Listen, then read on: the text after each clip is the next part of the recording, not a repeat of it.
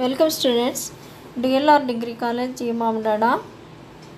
Today I am going to teach you Once Upon a Time notes. Once Upon a Time. The poem Once Upon a Time was written by Gabriel Okara. Once Upon a Time అనేటటువంటి poetryని ఒకానొక సమయంలో అనేటటువంటి poetryని Gabriel ఒకారా గారు రాయడం అనేది జరిగింది. He was born in Nigeria. ఆయన నైజీరియాలో పుట్టారు. He was a poet and novelist. ఆయన ఒక పోయిట్ అలాగే ఒక నావలిస్ట్ కూడా. His first novel was the voice. అతని యొక్క మొట్టమొదటి నావల్ వచ్చి the voice. And his other poems are the fishermen's invocation, books like Little Snake and Little Frog. These are his writings. ఇవి అతని యొక్క రచనలు. The title of the poem shows the person's craving to return the ways things were in the past. పూర్వకాలం ఉండేటటువంటి culture ఏ విధంగా ఉంది, ఇప్పుడు ఉండేటటువంటి కల్చర్ ఏ విధంగా ఉంది అనే దాన్ని చూడడానికి మనకి ఈ పోయంని ముఖ్యంగా చెప్పడం అనేది జరిగింది. It indicates that the persons nostalgic about how things were. ఒక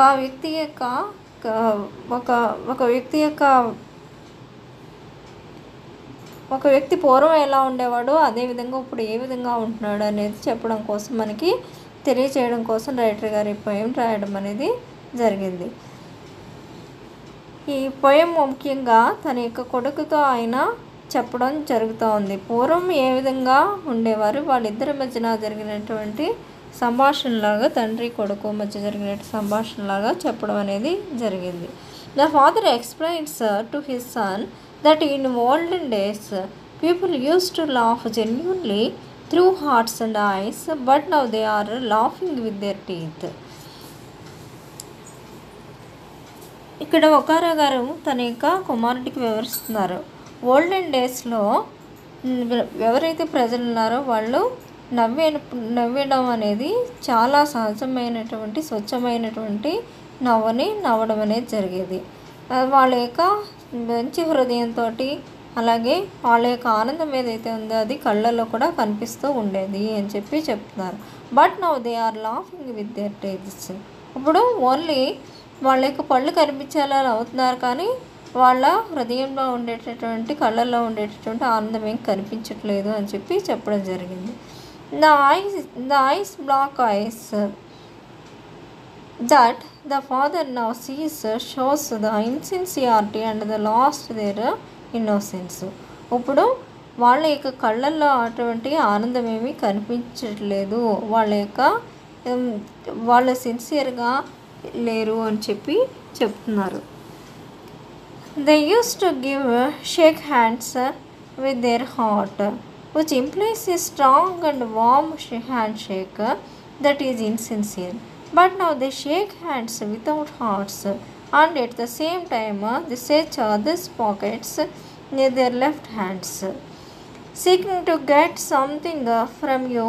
Like a woman changes her dress, the father says that we have to adjust our personality to suit the situation by wearing a list of faces like office face, home face and street face. Used అంటే ఒకప్పుడు వాళ్ళు shake hand అనేది ఇస్తే కనుక వాళ్ళ యొక్క ఆత్మీయత అనేది వాళ్ళ యొక్క ఇచ్చేటటువంటి కరచాలనంలో కనిపిస్తూ ఉండేది. వామ్ షేక్ హ్యాండ్ అని అనేవారు. సిన్సియర్గా వాళ్ళు కరచాలనం చేసేవారు. But now they shake hands without hearts. ఇప్పుడు ఇచ్చేటటువంటి కరచాలనంలో అలాంటి ఆత్మీయత లేదు. And at the same time the search others pockets with their left hands.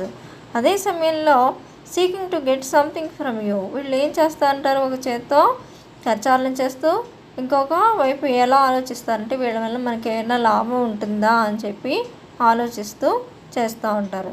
Like A women changes her dress, the father says that we have to adjust hour personality to suit the situation by wearing list of faces like office face, home face, street face.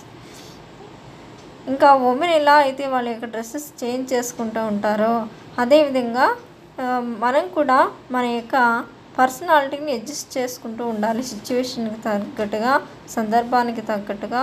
Office face, అలాగే home face, street face, వీటిని ముఖ కవలికలను మారుస్తూ ఉండాలి అని చెప్పి చెప్పడం జరుగుతుంది. He further says that people don't respect the persons with free mind.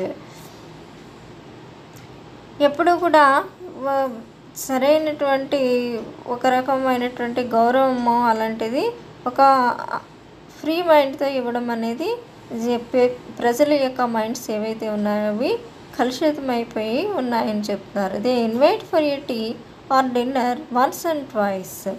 After that they will not respect, they shut doors. ఒకసారి 2 సార్లు ఏమని పిలుస్తారు, చక్కగా రండి ఇది వీళ్ళే అనుకోండి అని చెప్పి అంటారు. 3వసారి కనుక వెళ్తే కనుక వాళ్ళు మొహం మీద తలుపు వేస్తారని చెప్పి చెప్తున్నారు.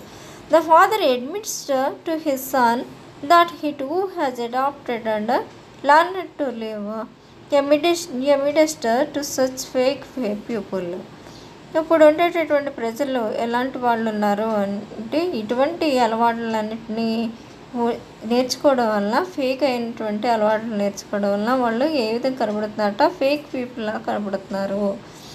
But he wants to come back to the time when he was child like his son. కానీ ఈయన ఏమనుకుంటున్నారు, ఇలాంటి బ్యాడ్ హ్యాబిట్స్ అన్నిటి నుంచి బయటపడి తన యొక్క కొడుకు వయసులో తను ఎలా ఉండేవారో ఆ విధమైనటువంటి విధంగా మారిపోవాలని చెప్పి అనుకుంటున్నారు.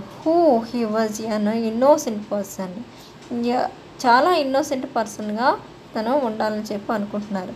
So the father request his son to teach him how to express his emotions and return back to a time when he was young and innocent.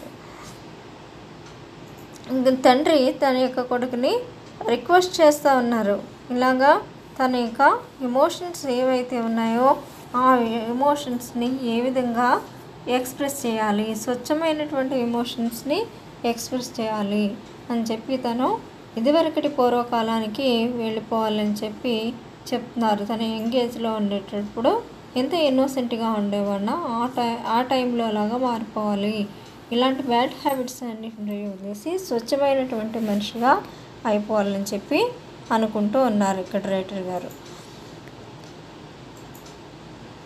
Thank you.